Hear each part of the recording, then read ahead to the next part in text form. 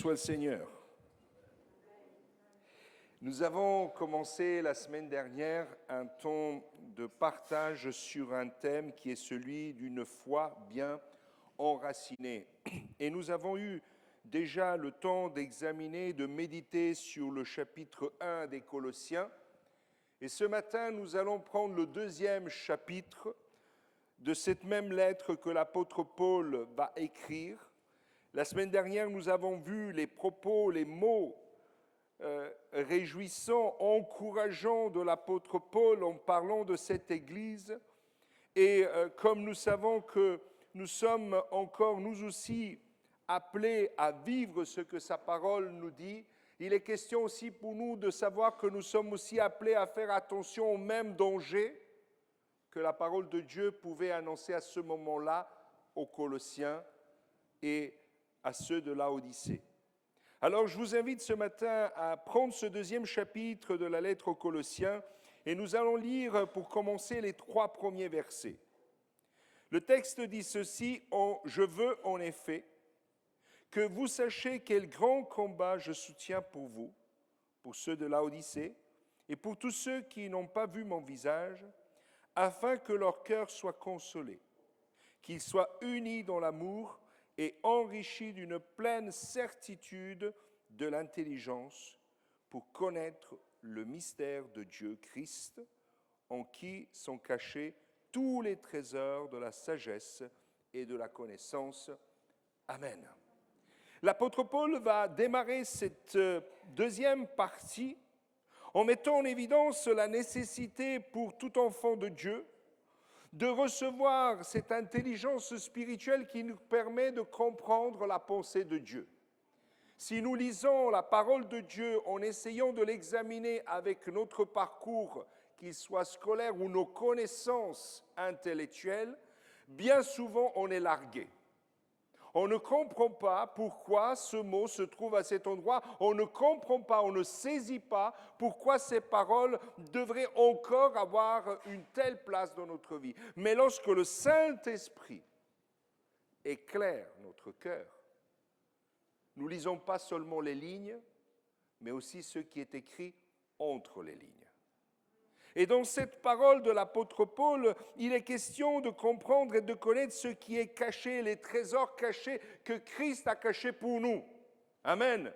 Alors sommes-nous prêts à faire la chasse au trésor? Sommes-nous prêts à aller fouiller la parole de Dieu pour recevoir cette parole aussi glorieuse et merveilleuse qui ne peut que nous faire du bien? Amen.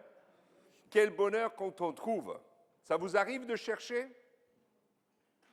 Parfois, on pose un objet et après, on cherche. Et souvent, c'est quand on ne cherche plus qu'on le trouve, non? Ou peut-être pendant la nuit, on se dit, tiens, je sais où il est. Alors, je ne sais pas vous, mais moi, quand c'est comme ça, je me lève et je vais tout de suite parce qu'autrement, je ne dors plus. Dans le doute d'oublier. Et dans le doute de dire, si ce n'est pas là-bas, demain matin, je me lève tout joyeux, j'arrive et je vais être déçu, autant que j'ai la nuit pour essuyer mes larmes. Hein? Le Seigneur ne veut pas que nous soyons dans les larmes, mais dans la joie. Cette joie qu'elle communique la parole de Dieu. Alors, vous savez, quand on lit ce texte, il y a une ville qui est nommée Laodicée. Et on pourrait se dire, mais qu'est-ce que ça a à voir, Laodicée? Pourquoi l'apôtre Paul nomme cette église? Pourquoi après la suite de cet avertissement? Et je voudrais vous dire qu'on retrouve dans un autre texte l'église de Laodicée. C'est une lettre qui est écrite non plus par l'apôtre Paul. C'est Jésus. On le lit ensemble dans le livre de l'Apocalypse au chapitre 3. Les versets 14 au verset 22. Et cela pour comprendre que cette lettre n'est pas seulement envoyée à Laodicée, mais en effet, cette lettre, elle est écrite pour l'Église parce que quand nous lisons les lettres aux églises dans le livre de l'Apocalypse, en effet, ça montre plusieurs phases que l'Église, elle va traverser, plusieurs époques, plusieurs courants qui vont finalement être, pour certains, très négatif, très mauvais pour l'Église, si l'Église, elle s'endort. Et l'avertissement et l'encouragement qui nous est donné de la part du Seigneur, c'est de revenir à ce qui est essentiel. Lisons ensemble, et il dira dans le livre de l'Apocalypse au chapitre 3, versets 14 à 22, « Écrit à l'ange de l'église de Laodicée. Voici ce que dit l'Amen, le témoin fidèle et véritable, l'auteur de la création de Dieu. Je connais tes œuvres, tu n'es ni froid ni bouillant. Si seulement tu étais froid ou bouillant, ainsi parce que tu es tiède et que tu n'es ni froid ni bouillant, je vais te vomir de ma bouche. Parce que tu dis, je suis riche, je me suis enrichi et je n'ai besoin de rien.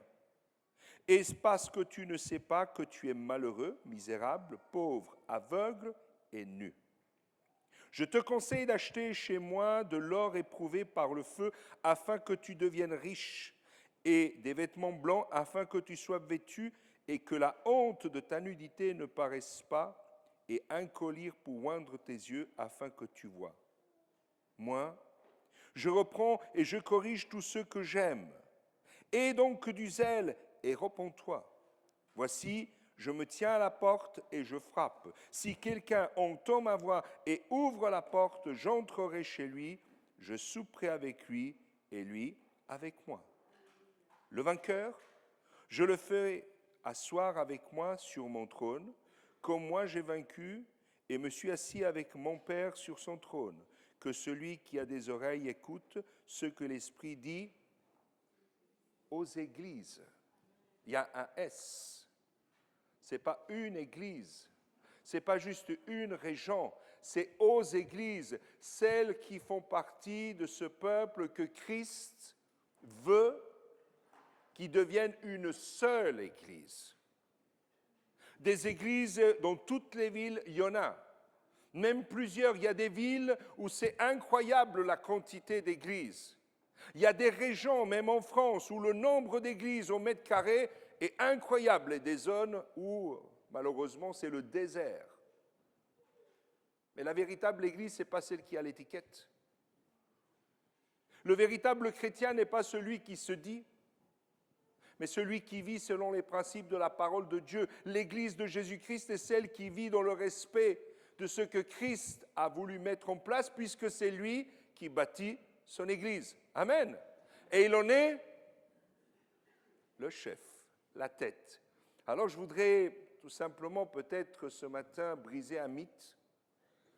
C'est que l'Église n'est pas un ensemble de personnes qui vivent avec une volonté de choisir ce qu'ils veulent, mais on est dans une théocratie. Ça veut dire que l'Église, elle est sous la responsabilité et l'autorité totale, complète du Seigneur.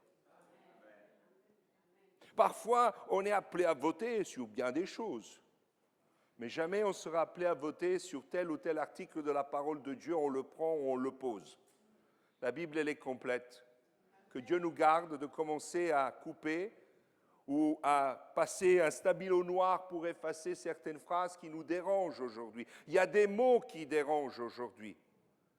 Il y a des versions bibliques où le mot repentance a disparu. Il y a écrit « changer ».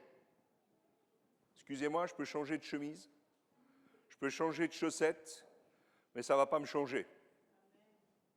La repentance, ça indique quelque chose de bien précis. Ça veut dire que déjà, j'ai compris, j'ai saisi, et que j'accepte de venir réparer mes erreurs parce que j'en ai commis. On essaie tous de changer, non ? Le 31 décembre, on se dit « nouvelle année ». On met tout en place. L'année prochaine, je fais du sport. 1er janvier, alors qu'on se dit on va se lever tôt, on dit non, pas aujourd'hui, surtout pas aujourd'hui, demain. Et le problème, c'est que le demain, il y en a toujours un autre. Non ? Et finalement, l'année est passée, mais on se dit, cette année, ça n'a pas été, mais l'année prochaine, oh là là, préparez-vous. Frères et sœurs, nous ne pouvons pas jouer à ça avec notre vie spirituelle parce que le lendemain ne nous appartient pas. On ne sait pas à quel moment le Seigneur reviendra. On est d'accord? Et on ne sait pas combien de jours, de mois, d'années peuvent encore nous rester. On ne sait pas. Mais ce qui est important pour nous, c'est que dès à présent, nous soyons prêts si le Seigneur venait ce matin. Amen. Alors une question, si le Seigneur venait ce matin, sommes-nous vraiment prêts? Ah, on est prêt, hein, Seigneur, t'as vu, j'ai pris la belle Bible du dimanche. Mais est-ce que ton cœur, ton âme, sont-ils prêts? Et l'apôtre Paul dira des choses qui sont, excusez-moi, le danger qu'aujourd'hui l'Église, elle court. Dans ce que nous venons de lire, dans la lettre aux Laodicées, il est question, à l'Église de Laodicée, il est question de tiédeur, d'autosuffisance, d'orgueil spirituel, d'aveuglement et de manque de discernement spirituel. Y a-t-il cela aujourd'hui dans l'Église, avec un grand E? Malheureusement, oui. Il y a bien des églises qui ont dévié. Il y a même des chrétiens qui finalement, ils sont en train de réécrire la Bible comme ça les arrange. Et ils font du syncrétisme. En effet, tu fais ta propre religion, tes propres règles, voire même, j'ai plus besoin de l'église. Un jour, quelqu'un m'a appelé, m'a dit, pasteur, voilà, je vous appelle pour juste vous informer que je n'ai plus besoin de l'église. Il dit, le dimanche matin, je m'assois à mon fauteuil, je prends un petit café et je me mets devant l'écran. Et là, je suis en contact avec l'Église, avec le grand E. Je dis, le jour où tu es malade, le jour où tu as besoin de la prière, le jour où tu vas décéder, est-ce que c'est ton écran qui va te faire l'inhumation, qui va t'imposer les mains, qui va prier pour toi?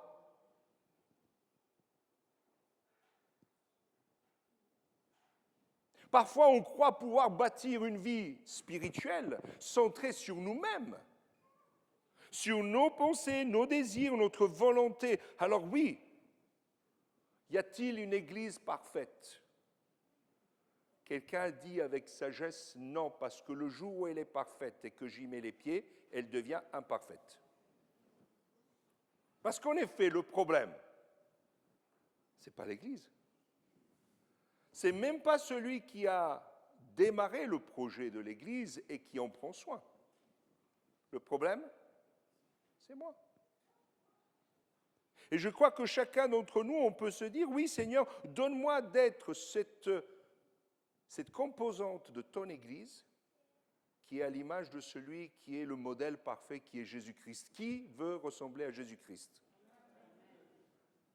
On a du boulot, hein? Vous êtes d'accord avec moi? On a du travail, mais le Seigneur veut le faire. Et il est question pour nous, lorsque nous nous trompons, puisque le texte, il en parle, de recevoir et accepter la correction de Dieu. Est-ce qu'on est prêt à accepter que le Seigneur nous corrige? Ah, on n'aime pas trop ça. Est-ce que vous aimez quand quelqu'un vous corrige? Pas forcément physiquement, hein, mais juste le fait de se faire reprendre, déjà, j'aime pas ça. Non? Mais là, il nous dit, question d'accepter que le Seigneur puisse nous corriger. Et il parle de faire preuve d'un vrai zèle, et la repentance en fait partie. C'est facile de montrer son zèle quand tout va bien, mais quand ça ne va pas bien, de quelle manière je peux montrer mon zèle? Si ce n'est en revenant au pied du Seigneur, en disant, Seigneur, je me suis trompé. Oula. C'est étonnant qu'encore ils n'ont pas effacé ce mot de la Bible. Certains voudraient bien. Il est question d'écouter, être prêt à ouvrir notre cœur au Seigneur.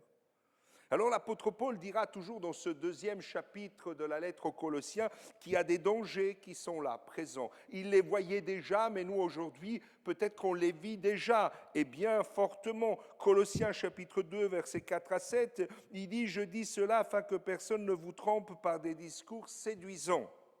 Car si je suis absent de corps, je suis avec vous en esprit, Voyons avec joie le bon ordre qui règne parmi vous et la solidité de votre foi en Christ. Ainsi, comme vous avez reçu le Christ, Jésus le Seigneur, marchez en lui. Soyez enracinés et fondés en lui, affermis dans la foi d'après les instructions qui vous ont été données et abondez en actions de grâce. Frères et sœurs, la parole de Dieu nous encourage à marcher en lui. 3 amen. Marcher avec le Seigneur, c'est quoi? C'est pas juste la petite marche du dimanche. C'est la marche que nous faisons tous les jours, dès le matin quand on se lève. C'est cette marche qui est sous le regard de Dieu et que finalement, elle doit être aussi témoignée par les hommes. Excusez-moi, mais c'est trop facile de dire Dieu sait combien je suis bon. Mais les autres, qu'est-ce qu'ils voient? Ta bonté? C'est facile de vouloir donner une image, non? On peut montrer l'image. Est-ce que vous avez croisé quelqu'un ce matin? Qui a croisé quelqu'un ce matin? Même en arrivant dans ce lieu, certainement vous avez croisé un frère ou une sœur, c'est vrai ou pas? Très bien.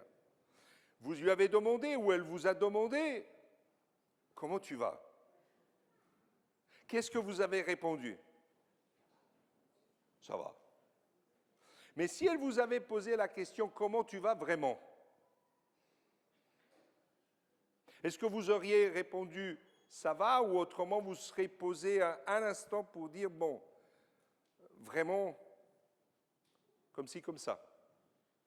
Ce n'est pas la forme. On a tendance à vouloir donner une image. On a beaucoup de jeunes qui sont là. Est-ce que vous avez déjà écrit votre CV? Qui a écrit un CV parmi la jeunesse? Alors, on est jeune jusqu'à 99 ans. Hein. Alors, qui a écrit déjà son CV? Oui? J'imagine que vous avez fait aussi une liste de vos défauts dans votre CV pour être sûr d'être embauché, non?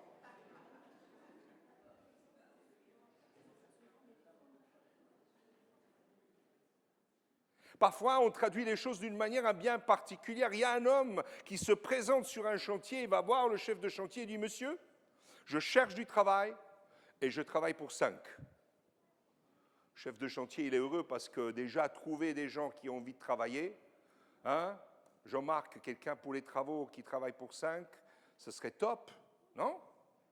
Alors le chef de chantier dit « Écoutez, je vous fais tout de suite une embauche, demain vous venez. » Et vous nous faites une démo, parce que comme ça, peut-être les autres, ils vont prendre de la graine.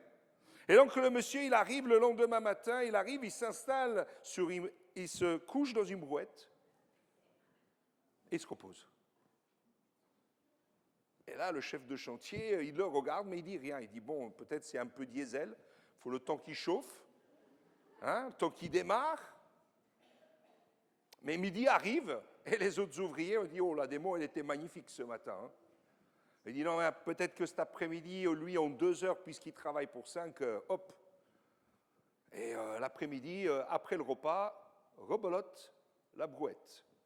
Et finalement, le chef de chantier, le soir, il va voir cet ouvrier et lui dit, monsieur, vous m'avez dit que vous bossez pour 5. Je n'ai rien vu. Il dit, mais je bosse pour moi, pour ma femme et mes 3 enfants. C'était son interprétation personnelle du « je travaille pour 5 ». Ce n'était pas faux, mais ce n'était pas ce que l'autre avait besoin d'entendre. Et si quelqu'un vous disait ou vous demandait finalement comment tu avances dans ta foi, parce qu'il est question pour nous finalement de marcher d'une manière digne du Seigneur, il est question pour nous d'être enracinés, fondés en lui. Quand est-ce que nos racines nous prouvent qu'elles sont bien profondes, si ce n'est que quand nous passons par les temps de la tempête? Il y a des arbres qui, lorsque la tempête, elle vient, malgré leur taille, malgré leur âge, se couchent. Pourquoi? Où est-ce que ça a été le souci? Ce n'est pas le vent le souci. Hein? Parce que du vent, il y en a toujours eu, non? C'est quoi le problème? Les racines.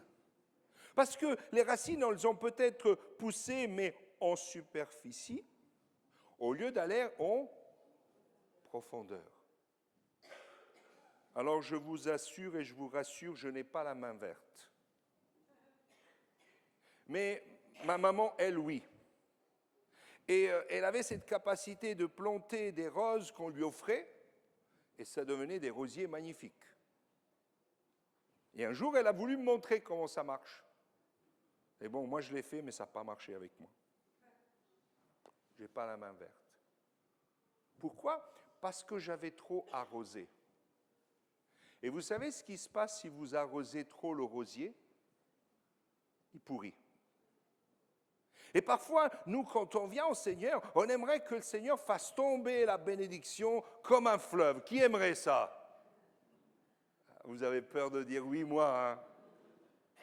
Mais la réalité, c'est que si le rosier n'est pas arrosé de cette manière-là et qu'on le laisse, il va plonger ses racines en profondeur pour aller chercher là où il y a de l'eau. Et ça va lui permettre de passer les saisons de grande chaleur sans avoir besoin de l'intervention de l'homme.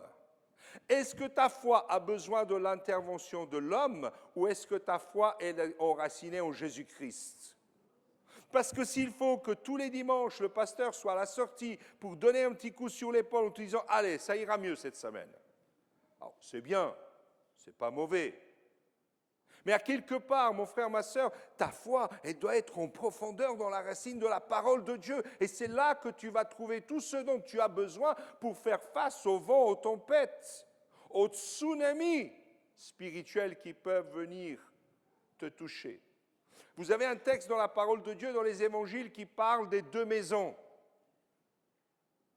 Si vous faites bien attention, bien évidemment, la base, c'est le fondement. On est d'accord? Mais si vous regardez les 2 maisons, elles vivent les mêmes tempêtes. Ce qui va faire la différence, c'est où elles se sont enracinées, où elles se sont construites, sur quoi elles se sont appuyées. Que Dieu fasse que notre foi soit appuyée en Jésus-Christ. Amen. Il y a le danger des philosophies, versets 8 à 12, toujours du même texte. Prenez garde que personne ne fasse de vous sa proie par la philosophie et par une vaine tromperie selon la tradition des hommes, selon les principes élémentaires du monde et non selon Christ. Car en lui habite corporellement toute la plénitude de la divinité. Et vous avez tout pleinement en lui qui est le chef de toute principauté et de tout pouvoir. En lui, vous avez été circoncis d'une circoncision qui n'est pas faite par la main des hommes, c'est-à-dire le dépouillement du corps, de la chair, la circoncision du Christ. Enseveli avec lui par le baptême, vous êtes aussi ressuscités en lui et avec lui par la foi en la puissance de Dieu qui l'a ressuscité d'entre les morts. Amen. Il y a des philosophies aujourd'hui qui circulent et faites attention à tout ce que vous voyez, tout ce que vous entendez sur Internet parce que tout n'est pas bon. C'est facile d'aller sur Internet. Et combien aujourd'hui se soignent par monsieur ou madame Google? Non? C'est simple. Tu vas, tu cherches, tu trouves la solution et tu vas. C'est presque à se faire une auto-opération. Qui est prêt à s'opérer lui-même? Un petit bypass. Pourquoi attendre des mois si on peut le faire à la maison? Vous commandez un petit kit bypass et vous l'installez vous-même. Ah, vous prenez pas le risque, moi non plus. Mais parfois, combien nous sommes tentés de faire de l'automédication spirituelle au lieu d'aller auprès du Seigneur et dire « Seigneur, qu'est-ce que j'ai besoin? De quoi, Seigneur, j'ai besoin ?» Si vous êtes comme moi j'aime bien aller chez le médecin si vraiment je ne peux pas faire autrement. Et quand il me voit, le médecin me dit « C'est quand votre dernière analyse ?»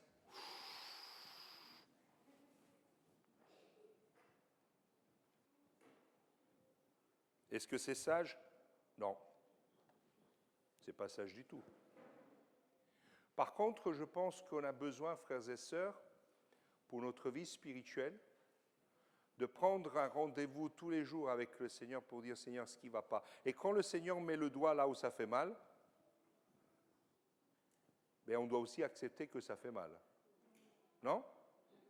Parce que parfois, on peut se soigner pour bien des choses. Il y a des années de cela, on était en plein de travaux dans une assemblée, il y avait des travaux à faire, et on était sur le chantier, et j'avais des soucis avec mes reins, et je pensais m'être fait vraiment un tour de dos, je ne sais pas, un problème de sciatique, alors j'ai pris des médicaments et des médicaments. Je suis allé voir le médecin, il m'a regardé, il ne m'a même pas ausculté. Pour moi, c'est ça. Hop, ordonnance, tu repars. Et un matin, impossible de me lever. Je dis à ma femme, il faut t'appeler SOS médecin, là je ne peux plus me lever. Je suis bloqué. Alors le médecin arrive, il me regarde, dit mettez-vous debout, et il met le doigt là derrière. Et j'ai vu toutes les constellations possibles et imaginables en un seul coup. Il m'a dit, est-ce que ça fait mal? Je n'avais même pas la voix pour lui répondre. Il dit, monsieur, c'est des coliques néphrétiques. Je dis, mais on m'a soigné. Ah, ben ce n'était pas le bon soin. Vous avez perdu du temps et ça s'est empiré. Que Dieu nous garde de laisser empirer la situation spirituelle qui est la nôtre, au lieu d'aller directement vers le Seigneur et dire, Seigneur, aide-moi. 1 Corinthiens chapitre 1, versets 4 à 9, il dira, je rends continuellement grâce à Dieu, à votre sujet, pour la grâce de Dieu qui vous a été accordée en Christ Jésus. De ce que vous avez été enrichis en lui, en toutes choses, en toute parole et en toute connaissance, car le témoignage du Christ a été fermement établi en vous. Ainsi donc, il ne vous manque aucun don. Dans l'attente où vous êtes de la révélation de notre Seigneur Jésus-Christ, il vous affermira aussi jusqu'à la fin pour que vous soyez irréprochables au jour de notre Seigneur Jésus-Christ. Dieu est fidèle, lui qui vous a appelés à la communion de son Fils, Jésus-Christ, notre Seigneur. Amen. Il nous a enrichis. Mais parfois, en tant qu'enfants de Dieu, nous vivons comme des mendiants spirituels. Parce que nous n'allons pas prendre ce que Christ nous a donné. Nous n'allons pas puiser dans la richesse de la parole de Dieu pour dire quel est le conseil de Dieu pour moi. Et parfois, on va mendier une parole. Un jeune homme dans une église, il vient me voir un dimanche, pasteur, est-ce que Dieu vous a dit quelque chose pour moi? Je dis non. Deuxième dimanche, pasteur, est-ce que le Seigneur vous a dit quelque chose pour moi? Non. Troisième dimanche, je le vois arriver. Pasteur, oui, il m'a dit, il faudrait que tu te mettes à prier. Il voudrait te parler.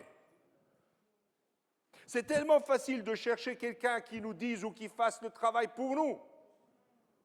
Quelqu'un qui nous révèle une parole de la part du Seigneur. Mais est-ce que Dieu ne veut pas te la révéler? Est-ce que Dieu n'a pas prévu que les dons spirituels soient pour l'ensemble de l'Église? D'ailleurs, ce n'est pas pour nous, c'est pour l'Église.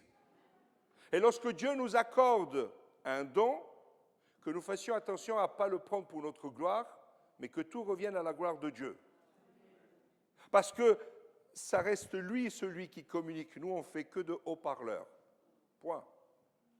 Quand on prie pour quelqu'un, ce n'est pas nous qui guérissons. C'est le Seigneur qui guérit, on est d'accord?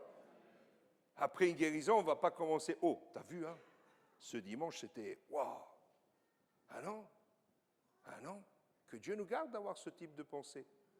Et il est question pour nous finalement de dire, Seigneur, nous avons été appelés à vivre une richesse spirituelle que peut-être nous avons mis de côté et nous avons fermé dans un tiroir. C'est quoi cette richesse spirituelle?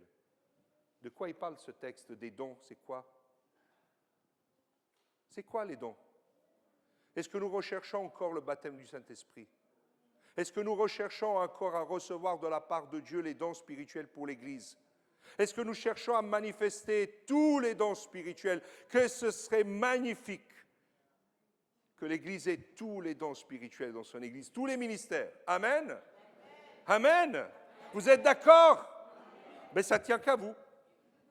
Ben oui, parce que si tout est concentré sur une seule personne, alors c'est dangereux. Et ce n'est pas ce que Dieu a prévu. Mais Dieu nous demande à chacun d'entre nous d'être de ceux et celles qui accueillent ce don de Dieu pour l'Église. Et alors nous sommes là enrichis et nous enrichissons aussi les autres. En lui, vous savez, frères et sœurs, nous avons été enrichis aussi de la grâce. Nous avons lu tout à l'heure, pendant le temps de la Sainte Seine, ce texte, mais je vous invite encore à ouvrir la parole de Dieu en Colossiens chapitre 2, versets 13 à 19, qui dit « Vous qui étiez morts par vos offenses et par l'incirconcision de votre chair, il vous a rendus à la vie avec lui. Et en nous faisant grâce pour toutes nos offenses. Il a effacé l'acte rédigé contre nous et dont les dispositions nous étaient contraires. Il l'a supprimé en le clouant à la croix. Il a dépouillé les principautés et les pouvoirs et les a publiquement livrés en spectacle en triomphant d'eux par la croix. Ainsi donc, que personne ne vous juge à propos de ce que vous mangez ou buvez, ou pour une question de fête, de nouvelle lune ou de sabbat. Tout cela n'est que l'ombre des choses à venir, mais la réalité est celle du Christ. Que personne, sous prétexte d'humilité ou d'un culte des anges, ne vous conteste à son gré le prix de la course. Un tel homme s'abandonne à des visions, il est enflammé d'un vain orgueil pour ses pensées charnelles, au lieu de s'attacher au chef, par qui tout le corps soutenu est rendu cohérent par les jointures et les articulations, grandit d'une croissance qui vient de Dieu. Quelle est la réalité que nous avons en Christ? Il nous parle d'une marche qui a été faite où l'ennemi a été dépouillé, les principautés, les pouvoirs, ils ont été publiquement livrés en spectacle, en triomphant d'eux par la croix. Vous avez certainement déjà vu un film du temps des Romains, des gladiateurs et tout ça. Lorsque un homme de guerre revenait auprès de César, il devait amener derrière lui les rois vaincus. Et lorsqu'il arrivait, il était triomphant. Le peuple l'accueillait en exultant, en criant son nom. Et cet homme, il était sur son char en train de recueillir le fruit du sacrifice qui avait été accompli aussi par ses soldats. Mais derrière lui, il y avait ceux qui étaient vaincus. Dans ce texte, il nous rappelle que le Seigneur lui-même, lorsqu'à la croix, il a donné sa vie, il a vaincu Satan. Et Satan, il est vaincu. Ce n'est pas « il sera », il est vaincu. Aujourd'hui, mon frère, ma sœur, Christ a vaincu Satan pour que toi, tu sois libre. Amen. Pour que tu ne sois plus esclave ni du péché, ni des choses de ce monde, mais que tu puisses marcher avec lui en nouveauté de vie. Amen. Et c'est dans ce sens que la parole de Dieu te dit de vivre comme un enfant libre en Christ, mais ne pas faire de cette liberté un piège. Un piège qui est celui de croire ou choisir ou de suivre des philosophies qui sont humaines, charnelles, matérialistes. Il est question pour nous, finalement, d'avoir cette garantie en nous, dans notre cœur, dans notre vie, que Dieu nous avertit. Vous savez, quand vous avez ce petit sentiment qu'il y a un truc que vous ne devez pas faire, ça vous arrive? Ce petit sentiment, il dit, tu es devant le feu rouge, il était vert, il devient orange. Et là, tu as un instant de doute. Vous connaissez? Ce moment où vous vous dites, j'accélère ou je freine? Parfois, on est tenté d'accélérer. Ah, mais parce que déjà, on a pris 4 feux rouges, c'est bon. Moi, j'ai 2 feux rouges à côté d'où j'habite. Chaque fois qu'il me voit arriver, il doit reconnaître la plaque, il me met rouge. Je ne sais pas pourquoi. Peut-être c'est parce qu'il y a encore un 13 sur la plaque. Il dit, lui, il est étranger, on l'arrête. Mais on pourrait être tenté de vouloir aller plus vite. Mais si le Seigneur aujourd'hui te dit, attention, on ne va pas trop vite, mais avance à la bonne vitesse. Et d'ailleurs, si vous faites bien attention, il y a une bonne vitesse lorsque vous avez un feu vert pour que tous les autres restent au vert. Mais je garde le secret. Eh bien oui, autrement tout le monde passe et après... La réalité, c'est, frères et sœurs, que dans notre cœur, dans notre vie, Dieu a voulu nous sceller du Saint-Esprit. Et cette parole qui nous est donnée en 1 Corinthiens 12, versets 7 à 13, nous rappelle ceci. Or, à chacun, la manifestation de l'Esprit est donnée pour l'utilité commune. En effet, à l'un a été donné par l'Esprit une parole de sagesse, à un autre une parole de connaissance selon le même Esprit, à un autre la foi par le même Esprit, à un autre des dons de guérison par le même Esprit, à un autre le don d'opérer des miracles, à un autre la prophétie, à un autre le discernement des esprits, à un autre diverses sortes de langues, à un autre l'interprétation des langues. Un seul et même Esprit opère toutes ces choses, les distribuant à chacun en particulier comme il veut. En effet, comme le corps est un, tout en ayant plusieurs membres, et comme tous les membres du corps, malgré leur nombre, ne sont qu'un seul corps, ainsi en est-il du Christ. Car c'est dans un seul esprit que nous tous, pour former un seul corps, avons été baptisés, soit juifs, soit grecs, soit esclaves, soit libres. Nous avons été abreuvés d'un seul esprit. Amen. Si nous avons été abreuvés d'un seul esprit, qu'est-ce que ça peut produire? Qu'est-ce que ça doit produire? Plus fort. J'ai entendu l'unité. Oui, c'est juste. Bonne réponse. Qu'est-ce que ça produit si on est animé de l'Esprit Saint? Qu'est-ce que ça produit?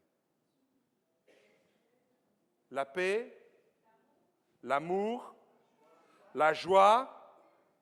Quoi encore? La bénignité. Quoi encore?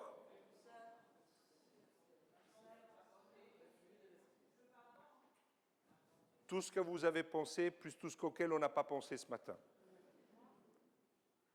Est-ce qu'on en a besoin? Est-ce qu'on peut y arriver? Est-ce qu'on veut y arriver? Parce que si c'est le cas, on a besoin de dire, Seigneur, remplis-nous de ton esprit. Il ne faut pas que ça reste des mots qu'on chante dans un chant. Vous savez, j'entends parfois dire, nous avons été visités par le Saint-Esprit. Je ne suis pas d'accord. Parce que le Saint-Esprit ne vient pas me rendre visite et après il repart. Le Saint-Esprit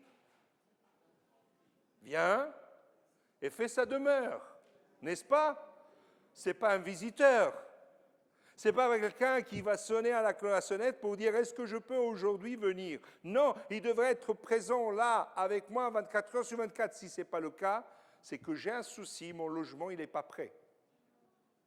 Peut-être j'ai vu les autres louer, j'ai vu les autres vivre une vie spirituelle remplie et moi encore pas. Pourquoi? Parce que je n'ai pas donné toute la place. On a lu ce texte, il dit « Je suis à la porte, je frappe, si quelqu'un entend, je rentrerai, je souperai avec lui. » Amen. Ça veut dire que je viens faire la paix avec lui. Ce n'est pas une question du repas, c'est une question qu'il y avait le repas que lorsqu'il y avait une paix qui avait été scellée. Et le Seigneur voudrait que nous soyons en paix avec Dieu, mais aussi en paix avec le Saint-Esprit. Parce que peut-être nous l'avons attristé d'une manière ou d'une autre. Et il est question pour nous finalement de dire, Seigneur, je veux tout à nouveau être abreuvé du Saint-Esprit. Il y a un jour, un pasteur, il prêchait à son église et depuis des années, il priait pour un réveil. Et ce pasteur, après des années de travail et tout, un dimanche, il était fatigué, il demande à un collègue évangéliste, il dit « Est-ce que tu peux venir, s'il te plaît, pour prêcher dimanche? J'ai besoin de prendre un week-end, j'ai besoin de souffler, j'y arrive plus, je suis fatigué. » On a fait encore un jeûne et prière la semaine dernière et là, j'ai besoin de récupérer. Et l'évangéliste dit « Oui, pas de problème, hein, je viens, je fais la réunion, t'inquiète pas, repose-toi. » Et l'évangéliste, il arrive, il a préparé son message et il va parler du Saint-Esprit. Magnifique. Et il va lire le texte, il finit de lire le texte et l'église, elle part à louer en langue. Message est fini. Il n'y avait plus besoin de dire rien de plus. Et ça a duré, ça a duré, ça a duré. Et le pasteur, il attendait qu'il appelle pour lui dire alors comment ça a été la réunion. Et il ne voyait pas l'appel venir. Et seulement le soir, le frère lui a dit « Oh frère, tu aurais dû être là aujourd'hui. » Il dit « Pourquoi? Qu'est-ce qui s'est passé ?» Ah ben voilà ce qu'on a. Ça fait des années que je prie et le jour où il y a le réveil, je ne suis pas là moi. La volonté de Dieu, c'est que personne ne se prive. La volonté de Dieu, c'est que nous puissions, frères et sœurs, comme ceux de la Pentecôte, vivre cette onction de Dieu. Il dit le texte, l'Église était en paix. Il partageait le pain et le vin. Et Dieu rajoutait à son Église des âmes nouvelles. Est-ce que nous le voulons? Est-ce qu'on veut voir des âmes nouvelles venir? Amen. Moi, je prie qu'un jour, on soit obligé de dire aux enfants, asseyez-vous là par terre. Il n'y a plus de place, asseyez-vous là par terre.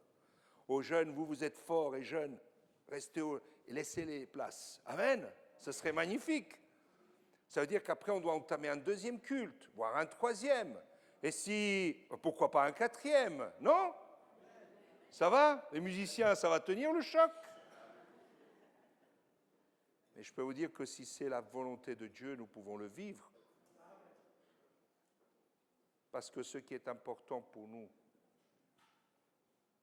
c'est que la présence de Dieu soit là. Et que nous soyons dans sa présence. Ce n'est pas moi qui produis la présence de Dieu. Ce n'est pas le pasteur, ce n'est pas le conseil d'anciens. C'est Dieu lui-même. Un jour, un frère que je connais bien avait été invité en Afrique. Et dans son déplacement, quelqu'un lui a partagé la possibilité d'aller visiter une petite assemblée. Et il dit, pourquoi pas, on y va. Ils ont fait des heures de voiture et quand ils sont arrivés devant cette petite hutte, ils ne voient que des enfants. Et les enfants, ils sont arrivés à pied, ils ont fait de la route. Et ils sont là autour de ce puits, ils sont en train de se laver avant de rentrer dans la petite hutte. Et le frère, comme les autres, il se lave, mais lui, il était en voiture, ça allait, c'est pas trop sali. Et quand il rentrera dans cette hutte, lui qui avait une assemblée déjà de plus de 1000 membres, ils sont une telle présence de Dieu, qui tombe à genoux et il pleure. Le pasteur, il n'avait pas 16 ans dans cette église. Et l'église était composée que d'enfants. Et nous disait jamais j'ai vécu une chose pareille. Moi, je voudrais inviter les plus jeunes, les enfants qui sont là, même les jeunes de 99 ans qui sont là. Si vous n'avez pas encore vécu, reçu le baptême du Saint-Esprit, ne laissez pas le temps passer. Allons-y, nous en avons besoin, parce que c'est ce qui va faire la différence. C'est ce qui va changer les choses. Et lorsque le Saint-Esprit est là, il nous invite, il nous encourage, il nous fortifie, il nous console, il nous conduit, il nous amène à prêcher même dans le désert s'il le fallait, et par ça, il y aura même des conversions dans le désert. Amen. Amen. Qui voudrait aller prêcher dans le désert? Personne. Qui voudrait vivre le voyage que Philippe a fait après avoir évangélisé l'eunuque? Il dit le texte, l'Esprit le prit, le ramena ailleurs. Qui voudrait le vivre, ça? Il y en a un. Et il fallait lever la main avant, frère. Il fallait accepter d'aller prêcher dans le désert. Parce que Jean-Baptiste allait prêcher dans le désert. Et quand le Seigneur est venu nous chercher, nous n'étions pas nous aussi dans le désert? Alors, oui, l'apôtre Paul encourage les Colossiens à s'enraciner dans la parole de Dieu, parce que c'est ce dont nous avons besoin nous aussi. Que nous soyons Colossiens, Havrais ou toute autre nationalité, nous avons besoin de plonger nos racines dans la parole de Dieu et que le Saint-Esprit soit celui qui fait cette œuvre que la sève fait, qui de donner vie à l'Église. Amen. Amen. Moi, je prie que le Seigneur fasse que ce lieu devienne trop petit. Et je sais que cette prière, vous la faites depuis des années. Et je crois qu'il n'est pas temps de baisser les bras, mais de dire, Seigneur, donne-nous de pouvoir être prêts à recevoir ceux qui viennent. Des fois, il y a des choses étonnantes, hein. La manière où les personnes peuvent venir, dans l'état où ils arrivent. On pourrait se dire, oh là là, Seigneur, ça aurait été mieux si c'était un médecin. Un frère à Paris avait fait une évangélisation, et je termine par cette pensée. Il avait fait un culte, le dimanche matin, et le dimanche matin, il y a un homme qui arrive, qui s'assoit au fond, c'est un clochard, il sent toutes les odeurs du monde. Et il est dans un état où l'alcotex, il explose s'il essaie de souffler dedans. Mais cet homme, il est attiré, il cherche vraiment. Et il arrive dans l'église, il est dans un état second. Mais au moment où le frère commence à prêcher l'évangile, cet homme, il vient devant et le pasteur descend, il prie pour lui. Et cet homme, il repart, on l'aide à aller au fond et après il s'en va. Quelques semaines plus tard, le pasteur, il est là en train de ranger les chaises, remettre les livres de chant. À ce moment-là, on avait des livres de chant. On avait aussi des Bibles. On en a de moins en moins des Bibles. On a le smartphone, et maintenant tout est dedans, mais combien c'est beau d'avoir une Bible dans laquelle on peut noter aussi. Et là, il voit un homme arriver habillé, costard, cravate, attaché caisse, et il dit, « Pasteur, bonjour, est-ce que vous vous rappelez de moi ?» Le pasteur, il dit, « Non, vraiment, non. » « Ah non ?» « Vous vous rappelez le clochard qui est venu quelques... » Il dit, « Ben c'était moi. » Il dit, « Qu'est-ce qui vous est arrivé ?» Il dit, « Il y a des années de cela, suite à un problème, j'ai abandonné ma famille, j'ai tout quitté, mes entreprises, tout, j'ai tout abandonné et j'ai disparu. Et j'ai vécu dans la rue, comme un mendiant, comme un pauvre, jusqu'au jour où le Seigneur m'a conduit dans cette église. Et j'ai donné mon cœur à Jésus, vous avez prié pour moi. Et Dieu m'a ramené à la raison. Il dit, je suis retourné auprès des miens, j'ai repris ma place et je voudrais rendre grâce à Dieu parce qu'il est venu secourir quelqu'un qui était dans le désert. » Alors si demain on a quelqu'un comme ça qui arrive, réjouissons-nous. Amen. Et si même il ne viendra pas habillé en costard cravate, ce n'est pas grave. Ce qui est important, c'est qu'une âme a été arrachée à l'ennemi.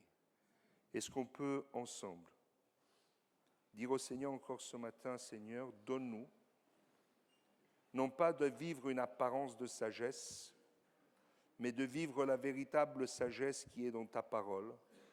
Seigneur, donne-nous d'être remplis du Saint-Esprit. Donne-nous, Seigneur, de faire la différence dans ce monde qui se perd.